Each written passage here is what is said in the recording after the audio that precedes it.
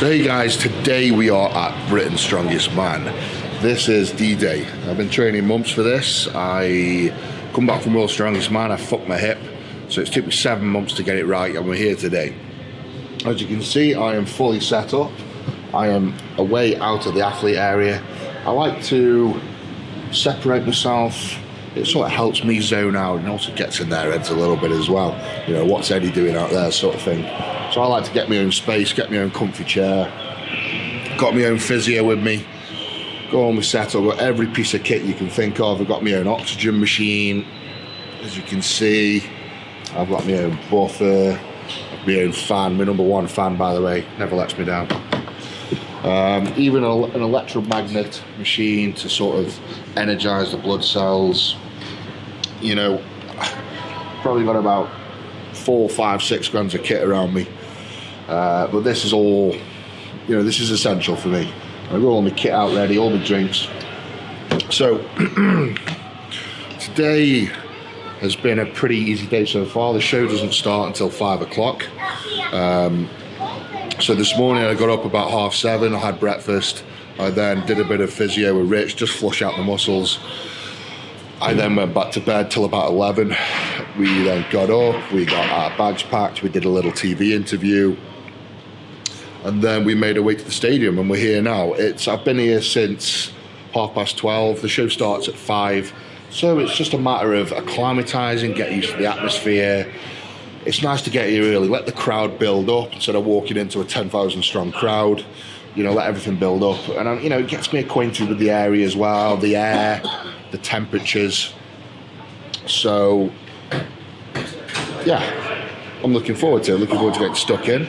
There are 6 events today. We've got a log press ladder for the first event, which, you know, I should win. And then that should put me last out on the deadlift, which is weirdly my biggest fear because of my hip. So hopefully I can go last on the deadlift and just know what just to do, or know what just to do just to come second, or, you know, just enough to get enough points and not kill myself. We've got loading, we've got yoke. Those 2 events are going to be hit and miss again. But as long as I stay in the top 3 on every event, I should be all right. Then we've got a forward hold, my event, and then stones. So it's a jam-packed day. It's going to be about 9,000-10,000 people here, all my family here. And hope you guys enjoy. Hope you learn what I have to do to sort of prep. I'm going to be doing, the show starts at 5, so I'm going to start getting my back warmed up, get my physio to get the tiger balm on my back, get the muscles flushed. I will then do all my mobility drills, stretching, get my body ready for the 5 o'clock start. That's pretty much it. So enjoy the show. See you later, guys. You're fucking awesome. So Dave and Maggie are going to be referees today. Everyone knows the events. Everything's pretty straightforward, really.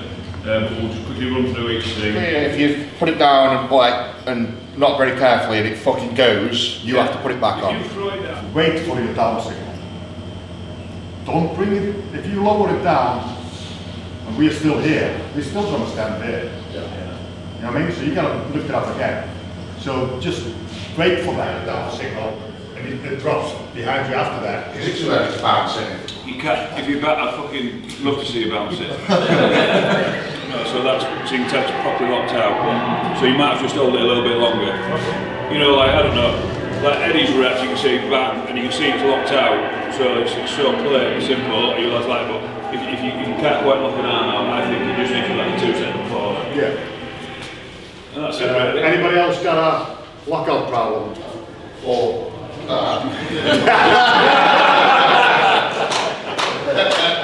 yeah, you're right on that.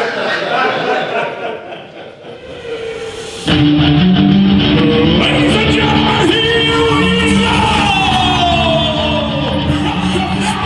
Making his way into the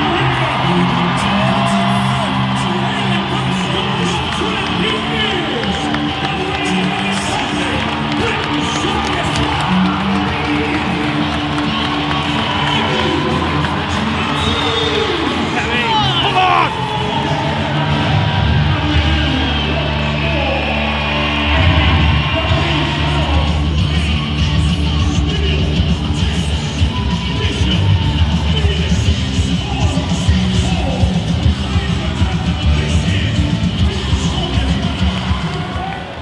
So event 1, the log press. This was an event that historically for me goes very well.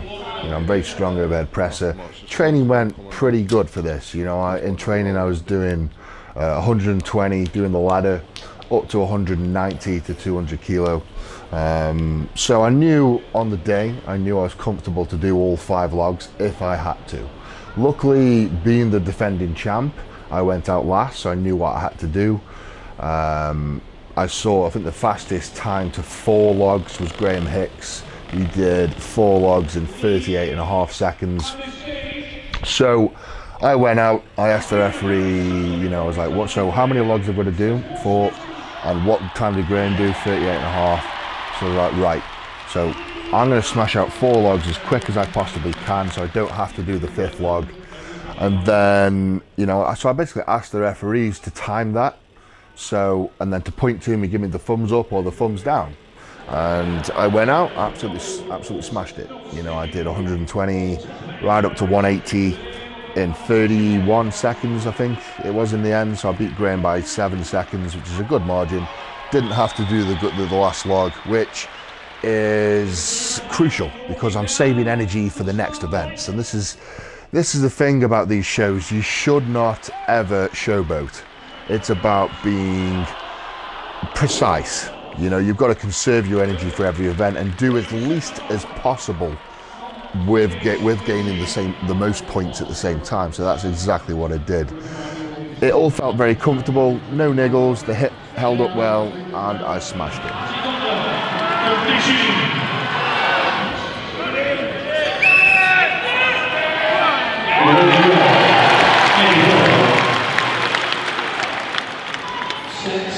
Bills.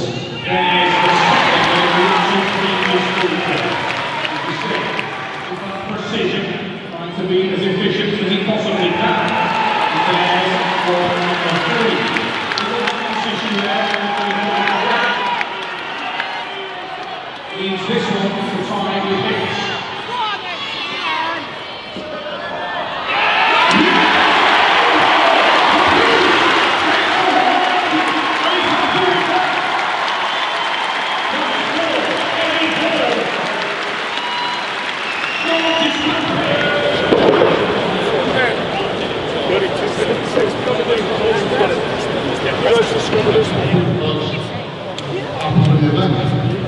Congratulations.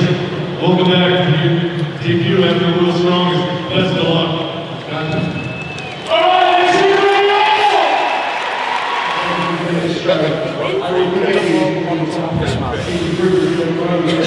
So event number 2 was the deadlift, and it was a side handle car/truck deadlift. And the thing is with this is, for me, side handle deadlifts, I never, ever train side handle. I never train any variation of deadlift other than deadlifting.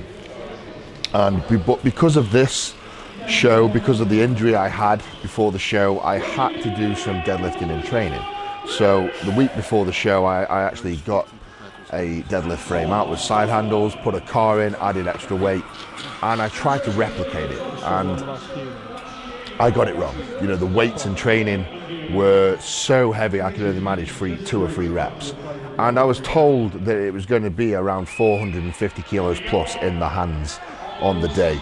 And that was not the case. It was nowhere near that. You know, it was more like 360, maybe 370, thereabouts. Ended up being a clash for fitness rather than strength, which wasn't what I hoped for. But because I was in such a good position, because I won the log press, on Strongman rules, if you win the last event, you go out last on the next event. So, and that's why it's important to keep ahead, as far ahead on every event as you can. Even if you feel as though you don't need the points, you should always basically go all out until you know you are safe. So I went out last. I knew all I had to do was 15 reps. And that's exactly what I did. My mistake, I put my belt on too loose. On the second rep of the deadlift, the belt popped off, and fuck me, did that make a difference. I thought I was going to break my fucking spine. I think after the second rep, I didn't open my eyes until I'd done 15 reps. My eyes were shut. I didn't even look at the referee. I was just zoning out the pain on my back. But I got it done. I did the 15 reps. I did 14 reps in about 35 seconds. Took a long, nice break just so I could solidify that last rep. I didn't want to be the guy that did 15 reps straight away, failed the 15th rep, and then, the referee's shouting at you 30 seconds, 20 seconds, 10 seconds, nothing left in the tank. So the plan was do as much as I can, which was 14 reps, and then I took my time. I made sure I got that last rep. I had 25 seconds to do one rep, so I took my time and I got that nailed off.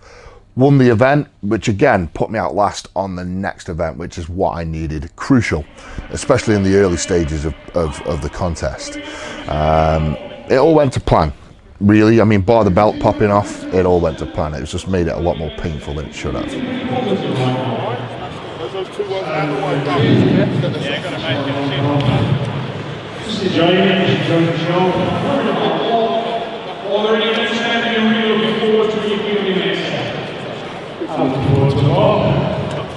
Or should I tape that belt? I usually do. That's the bogey one, done, mate.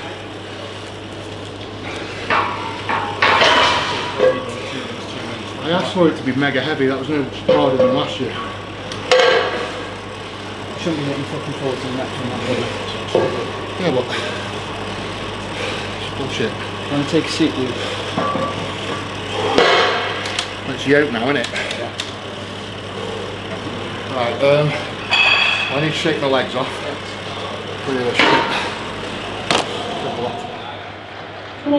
So event number 3 was the yoke. Now, the yoke is something I had real trouble with in training. I just could not get the speed up in training at all. My hip just wouldn't allow me to move fast. I felt myself swaying left and right, really struggling with the power in my right leg. My left leg was doing all the work. And on the day, because of the deadlift, I really put my body through hell doing the deadlift, really put my back in a very dangerous position, and it showed on the yoke. Towards the end of the yoke, I just couldn't put up with the pain anymore. I dropped it probably 2 meters shy of the finish line, and then in order to finish it without losing too much time, and also I didn't want to get penalized for dragging. If you drag the yoke, the referee was taking 2 seconds off your time. So I did one massive last spring for the finish line, and it was all on my right leg. One massive smash down, pick it up, threw it over the line, and fuck me, my hip felt as though it came out my back. I was in so much pain, and it just wasn't what I needed. I came second on the event. Graham just pipped me, and to be honest, I was very happy with that, because I got in my head I was going to come mid-range on the yoke, gauging it off training. So to come second on an event that's gone so poorly in training was a massive thumbs up for me. Put me in a really, really good position to finish off the contest. I was, very high up on the points, so it paid off dividends. Really, it was very lucky, and the hip set on fire after that. I thought I was going to have to pull out the contest. But I got backstage, the physio just sat me down, shake the legs off a bit, and you know what? It felt okay. By no means, I think any lesser a man would have packed his bags and gone home. But pain is just pain to me. I can go through pain. It's only the only time I will stop is if my leg fucking fell off. Other than that, I'm gonna make it to that finish line.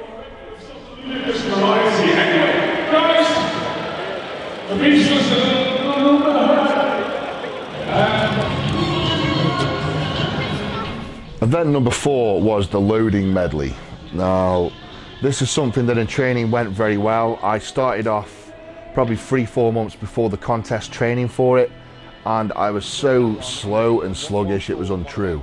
So I really got my arse into gear the month prior to the Britons, really worked on my fitness, my mobility, and it paid off massively. The barrels weren't a problem. I picked them up, threw them in, no problem whatsoever. Felt very light, felt very comfortable. The first sandbag, lifted it up like it was a feather, threw it in, and then the second sandbag, I picked it up and it fell out my hands, and then it was like a fucking jellyfish on the floor. It just planted itself. I couldn't get under it. So I reckon that cost me at least 3.5, maybe 5 seconds in total dropping the sandbag. And it was no error of my own. I think the sandbag was just so heavily weighted on one side, and that they just fall like that sometimes. You know what, I did check the sandbags before I set off, but I didn't check them thoroughly enough. You know, I picked them up, I give them a kick to try and even out the weight, but it was still very heavy on one side. I should have picked it up, I should have shook it around a little bit, but at the same time I want to conserve energy for the actual event. You know, I don't want to be picking up 120 kilo sandbags before the event, wasting energy. So what I should have done is got one of my training partners or my coach there to just come out and you know, pick the sandbag up, slam it back down, even it out a bit. I wish I'd done that, but you make mistakes. Made it up. I obviously did that last sandbag. Me and Graham Hicks were neck and neck, and then I ran back for the tyre, and I don't know how, but I picked the tyre up, and when I put my hands into the tyre, I picked the entire tyre up on my thumb. And my thumb bent back all the way back to touch my wrist. Anyway, I finished the event, just picked Graham Hicks to the win. Real shame, because I fumbled the fourth sandbag.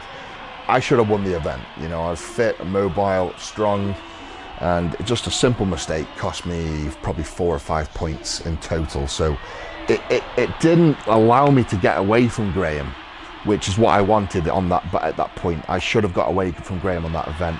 Should have beaten by 3 or 4 places. It would have put me in a much better position for the last couple of the events. But that's the way it is. I got backstage after loading. I found my thumb touching my wrist. I snapped it back. No strength in it whatsoever. Very little movement. So, but luckily the next 2 events was the forward hold and the stone, so no thumb involved. So fuck it. You know, a thumb's a thumb. You don't need one for these events. I just took another painkiller and off I went. Sounds like that. This week, come in. You won't be able to do fucking. You won't be able to do that. There's no point doing that. So the 5th event was forward hold, and this is where you hold out 30 kilos for as long as you can. Now before this event, after the loading event, I noticed that my left bicep went very severely tight. I can't remember the left or right, one of them. But I did this in the loading because I'm so aggressive with my pickups, you know, the barrels and the sandbags. I don't lap it and then pull it in. I just pull it straight to my chest and off I go. It's quick, and that's where you gain the time on everybody else, but it's also very dangerous because you're putting so much weight on those little assistance muscles. You know, end of the day, 120 kilo from the floor to your chest in a very awkward sort of jellyfish sandbag apparatus is not good for you, you know. So that was a very dangerous move on my behalf, but it paid off somewhat. Going into the forward hold, I had obviously a dislocated thumb, a fucked bicep, and a fucked hip, and I was up to the eyeballs with painkillers and whatever else, and I did the forward hold, and I tell you what, I was so fucked and out of breath and just in so much pain from the previous events. I don't know how I stood there for a minute. I really don't, because I honestly, after about 30 seconds, everything was on fire. My bicep, my thumb, my hip. I just want to go fucking home. I just want to go fucking home. But you know what? And this is where I knew I was going to make that final leap to stay in front of Graham. So I made sure I did it as long as I could. My body just wouldn't let me go past that minute mark. I think I got 59 seconds in the end. A guy called Paul Smith beat me. Which, you know, I'm unbeatable on those events. Nobody can touch me on those sort of static hold events. So that was very disappointing for me to lose a point, but that's the way it is. And I did my best, and it put me in good stead for the last event. So I think at this point I was 4.5, maybe 5 points in the lead. So I was in a good position going into the last event, and that's just what I needed. It's horrible going into the last event under pressure, because that's when you make mistakes. You need that gap to make you feel relaxed and also so you perform to your best. That's what it's all about. Tom Strongman, long arms, make this event difficult. Really holding there, shoulder blue. So the last event of Britain's Strongest Man was the notorious Atlas stones. Now these are heavy. It was 100 kilo up to 200 kilo. Now these are fucking heavy stones, you know, even by world standard. So, you know, we're not talking, you know, 10 years ago, world's strongest man would only be up to 160, 180 kilo stone at most. So to do a 200 kilo stone at the end of a contest after 5 events was very tough. And getting ready for that, you know, like I said, for the forward hold event, I was in so much pain, everything was hanging, my head had just had enough, I just wanted to go home, just physically and mentally drained at this point. But, you know, there's no way I was going home, no way on earth I was going to walk away and let another man take that British title. So I got my Atlas stone sleeves on, I got the right tacky, I had a thermometer backstage so I could check what tacky needed to be used according to the temperature of the arena, which I kept out in the arena to acclimatise. I then got the tacky on. When I got the tacky on, I was waiting around. I then noticed the tacky started to melt a little bit, go a bit too runny, which was very worrying. Made me think I got the wrong tacky on, you know, according to the temperature. But you know, I'm very to the dot, to the book. You know, whatever I choose, I stick to it. So I kept the tacky on, and what I did to rectify it is I keep a fan with me, and this is very lucky that I did. It was not only to keep me cool, but the fan also kept the tacky cool. It stopped the tacky from melting, which is very important. End of the day, if that tacky turns to sludge, you grip onto that stone, you're just going to slip off. It's like you've got Vaseline on your arms rather than glue. The plan was to just smash all 5 stones up, not take any chances. Obviously I had a quite comfortable lead at this point anyway, but I think the only way I could have lost the title is if Graham Hicks won the event and I came 6th, which is very, very unlikely, but you never know, you know, and this is the thing with Strongman, you can never be complacent. And that's one thing I've learned over the years. Never, ever, ever underestimate your opponent, because they can pull anything out the bag. And the Atlas stones almost proved it to me. You know, I put 5 stones up comfortably fast, you know, not as fast as I've done in the past, and this was down to my hip. You know, I'd only trained Atlas stones twice before the Britons because of my hip. I couldn't train it any more than that. And Graham was right on my tail. You know, I was putting those stones up, and as soon as mine was lined in the hole, stone was Graham's. Second one, third one, fourth one. And it's only because I'm so strong in my lower back that I just slapped my arms around that 5th stone. I didn't need to lap it. I just one motioned it on, slammed it up there. That solidified the title. And, you know, I had a fucking whale of a time celebrating with the crowd. And it was the most satisfying of all my British title wins. You know, up until that point, winning the Worlds, the winning the World's Strongest Man is the most amazing title you can own. You know, there's no accolade out there that is comparable. But for me, at that moment in time, winning that 5th title after all the after having that huge injury with my hip, I honestly thought I wasn't going to walk again, yet alone compete. So for me to win Britain's Strongest Man 6 months after dislocating my hip was a big fucking deal to me. Just to me, maybe not to anyone else. No one else quite understood the severity of my injury. You know, everyone's just thinking, oh, Eddie's looking good, he's looking strong. You know, I didn't let anyone know I was injured. And that's the thing. I don't want to give the athletes that competitive edge, thinking, oh, I heard Eddie Hall's fucked himself in training a few months back. You know, he's not going to be very good. If you give them that edge, they're going to train that little bit harder, come into the competition that little bit more relaxed, and you don't want to give them that edge. You want to make them as worried as they possibly can. You want them to have sleepless nights. You want them to be shitting themselves and not eating the weeks before the contest. You want them to be in training thinking, what's the fucking point if Eddie's turning up? That's what I want them to be thinking. I don't want them to be thinking, oh, Eddie's fucked, so I can fucking nail this. So that's a very important thing. The mental attack of a contest is exactly that. You know, you can't go into a contest thinking about bunnies and flowers. You know, you've got to go into a contest thinking, I'm going to go and fuck the shit out of everybody there. I'm going to fuck this place up. And that's exactly what I did. I went and fucking dominated. I've always said that I want to be that guy who's a role model to his kids. And I'm proving now to everybody that hard work and dedication can pay off. Doesn't matter what background you come from, doesn't matter who you are, work hard, keep your head down, and you can achieve amazing things. Those are incredible words, Eddie Hall.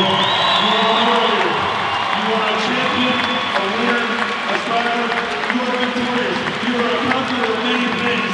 Everyone here is so proud of you, and especially for your mission in life to change young people's lives and be winners like you. Thank you, guys. Thank you, everybody here. Really appreciate the fans, especially everyone on TV. Thank you very much. An injury 7 months ago, dislocated my hip, and the journey to this has been horrendous, more mentally than anything. All the pressure's on me to win it, and obviously with the injury I've had, it's been a horrendous lead up. So to pull it off quite comfortably, I wouldn't say too comfortably, is a miracle, because, you know, 2 months ago I couldn't even deadlift 200 kilo. So this is quite a, you know, it's good, very good. We can see the pain on your face out there. This is real today, isn't it? I mean, when you said you weren't 100%, you weren't, were you? No, as I say, I don't go out and try and dislocate your hip, but if anyone has dislocated their hip, they know what I've been through, and it's been, you know, I was in a wheelchair for a week. The recovery was horrendous. So, you know, I'm very lucky to be standing, yet alone winning Britain's Strongest Man. Did you know any of that beforehand? Was that a psychological thing? Yeah, I don't want the competitors knowing that, you know, I've crippled myself a few months back. It gives them the edge mentally. So, you know, it was obvious I had an injury because I've been limping around the place and people have been talking, but nobody knew the extent. In your book, you were saying that a 60% Eddie Hall can beat anybody else. What were you today? Were you 60%? It's probably about 75, 80. Yeah, nowhere near my strongest. Well, listen, the next one, April, Leeds, first out arena. You're going to be there. You're going to be Europe's Strongest Man. Europe's Strongest Man. We've got me, my arch rival 4. So, you know, we've got a score to settle. So me and 4 are going to have out at Europe's. Fantastic. All right, well done. Thank you very much. Just a final one. Could you just give me a shout out? Marissa, who's the photographer, she called me, it's her birthday. Marissa, could you shout the birthday? Marissa, world's strongest man here. Hey Marissa, it's Eddie Hall, the world's strongest man. Just want to say happy birthday. Sorry you couldn't be here today. But have a good day. Take care. So as you can see, I won my 5th title. It was not easy. Obviously the injury has hindered me a lot. My hip was on fire halfway through. I've dislocated my thumb as well, which was a load of fun. But overall I'm happy. You know, I won my 5th title, I'm not going to say comfortably, but fairly easily. Not as comfortably as I wanted to. Thanks Graham. But overall it's a good result. Everything sort of went to plan. It all went pear-shaped when my belt popped off on the deadlift and then my hip opened up, but still managed to win it. So I'm happy, and I will talk more through the events when I get back home. So thanks for watching. Any more videos you want to see, let me know. Have a look through. Anything's missing, just let me know and I'll put it up. Any questions, hit me up in the forum. Thanks for watching, guys. 5 times Britain's Strongest Man. Be fucking awesome.